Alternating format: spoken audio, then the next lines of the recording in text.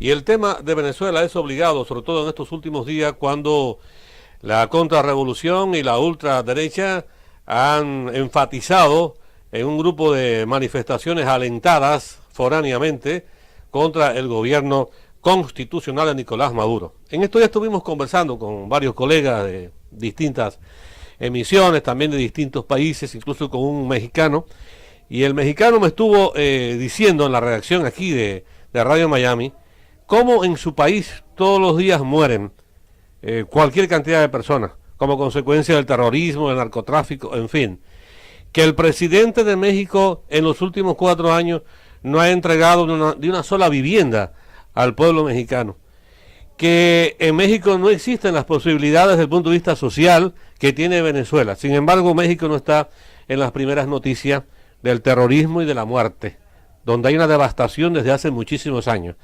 Hay evidentemente un doble rasero en todo esto. Hemos invitado en este momento a Efrén C. Pérez, miembro de la Alianza Martiana, para que nos opine sobre qué piensa él desde aquí, desde Estados Unidos, sobre esta situación en Venezuela. Le escucho, Efrén, y muy buenas tardes.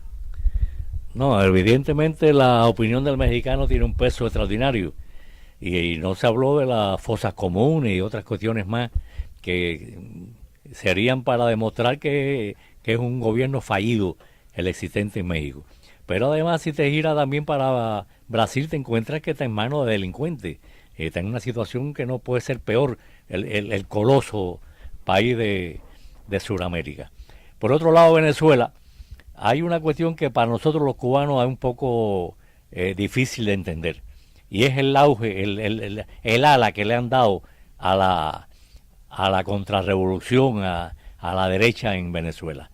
Eso hay que pararlo, eso hay que cortarlo de raíz completamente. Yo leí un artículo recientemente que editó aquí Radio Miami, de Atilio Borón, que yo creo que resume claramente cuál debe ser la posición.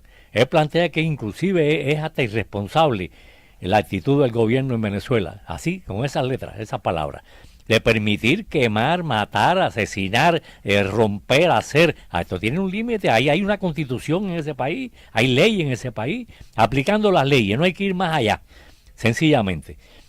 Yo recuerdo en las etapas calientes aquí en la Revolución Cubana, que cuando cogían a esta gente que eran agentes evidentemente del imperio, lo ponían en televisión, lo ponían a declarar. Aquí a veces todavía Maduro te dice, tenemos las pruebas, pero después las pruebas no aparecen o vienen a los 3 días. Aquí el gobierno nunca amenazó con pruebas ni con nada. Decía, es así, mañana, hoy, aquí están las pruebas de esta cuestión. Y aplicando medidas severas. Indiscutiblemente hay que reprimir, no queda otra alternativa. Bueno, quería también comentarle que hay una andanada mediática sin pruebas ni rigor sobre Venezuela y ninguno acompaña todas las denuncias y las acusaciones de los dirigentes, por ejemplo, de la MUD en Venezuela, para hacer valer que en Venezuela otra vez reina el caos y la dictadura. Por ejemplo, desde aquí, desde Miami, una famosa conductora de la televisión, aquí en Miami, en Estados Unidos, corre a decir los nombres de los últimos jóvenes asesinados en Venezuela y llevan una cuenta, una lista un día asegurando que han sido víctimas de los colectivos armados chavistas. ¿Qué le parece? Sí, yo estuve viendo aquí los noticieros de aquí de Miami y todavía estoy por ver un policía dándole golpe a un manifestante, dándole... haciendo las cosas que se dicen aquí, es al revés. Son esta gente, son delincuentes pagados, pandillas. Estos son maras lo que están haciendo estas cuestiones en Venezuela, evidentemente. Ahora le dieron esos 5 millones que le dieron a la extrema derecha venezolana, es lo que se ve. Lo que no se ve es lo más importante, son decenas de millones de dólares que están pagando para que esta gente acaben con el país. Y eso hay que pararlo.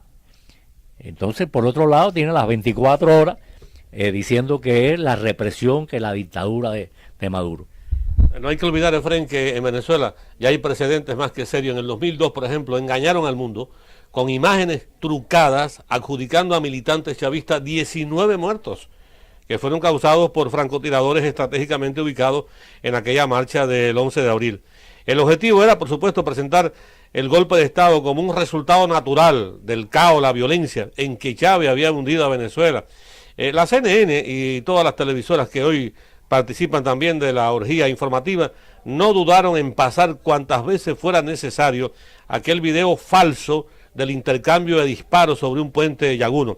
Realmente ahora está montado también un sistema muy parecido y superior a ese, le cuento. Sí, por supuesto, han ido avanzando en esta cuestión. Hay una cuestión que es importante. El presidente de este país dice que Venezuela, que la CNN produce noticias falsas. Él lo puede decir y además lo tiene desahuciado en las conferencias de prensa, pero es el presidente de los Estados Unidos y no coincide un poco también con el criterio de los venezolanos. Efectivamente es así CNN. ¿A quién responde CNN? Al establishment. Y esa es toda la cuestión. Y esto es una campaña internacional. Recientemente conversamos con la doctora Alexa Weber, que es miembro del Círculo Bolivariano de Venezuela, también de la Alianza Martiana en Miami.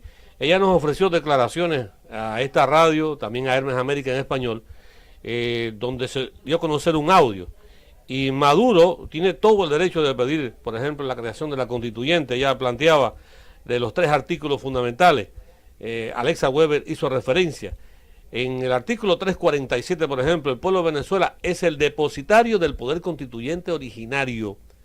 El artículo 348 plantea que la iniciativa de convocatoria a la Asamblea Nacional Constituyente podrá tomarla el presidente o presidenta de la República en Consejo de Ministros. O sea que eso se hizo, está en la Constitución.